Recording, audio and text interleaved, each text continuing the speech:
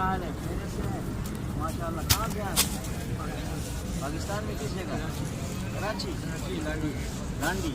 ماشاء اللہ. کیا کرتے ہیں وہاں؟ گھومتے رہتے ہیں. گھومتے رہنا کوئی کام تو نہیں ہے؟ کام ختم کر دیے. اچھا ریٹائر ہو گئے. نہیں تو ابھی اس وقت گورنمنٹ پینشن دیتی ہے. اچھا ابھی کچھ نہیں کرتے. بچے کر رہے ہیں, بچے کو کما دیا کھلائیں. تو یہ احرام ہے. ہاں یہ آرام حاجی وارث علی صاحب کا ہے.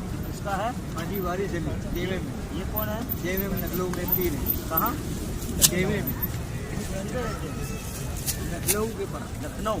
انڈیا. پیر ہیں یا تھے؟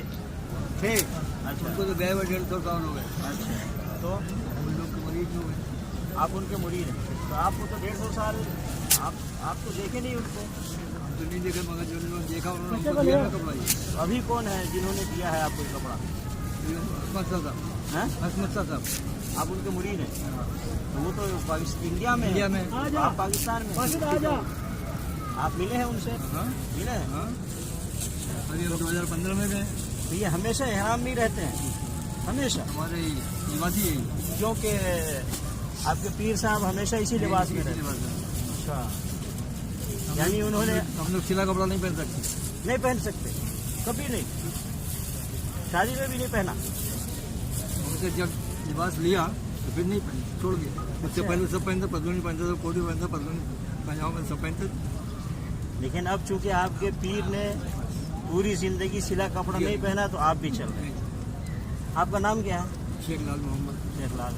شیخ لال محمد بھائی, آپ لا الہ الا اللہ محمد رسول اللہ پڑھتے ہیں جی. ہے نا؟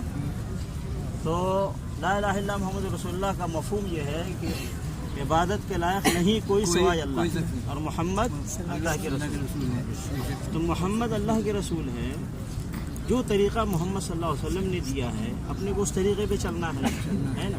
رسول اللہ صلی اللہ علیہ وسلم سلا ہوا کپڑا پہنتے تھے ہمیشہ, اور جب حج عمرہ کرتے تو بغیر سلا ہوا کپڑا پہنتے تھے, اور جب حج عمرہ ہو جاتا تو پھر اس کے بعد سلا ہوا کپڑا پہن لیتے تھے. تو آپ ایک منٹ, اب نبی صلی اللہ علیہ وسلم کی سنت کے خلاف اگر کوئی چلے تو وہ پیر کیسے ہوگا, وہ رہبر کیسے ہوگا؟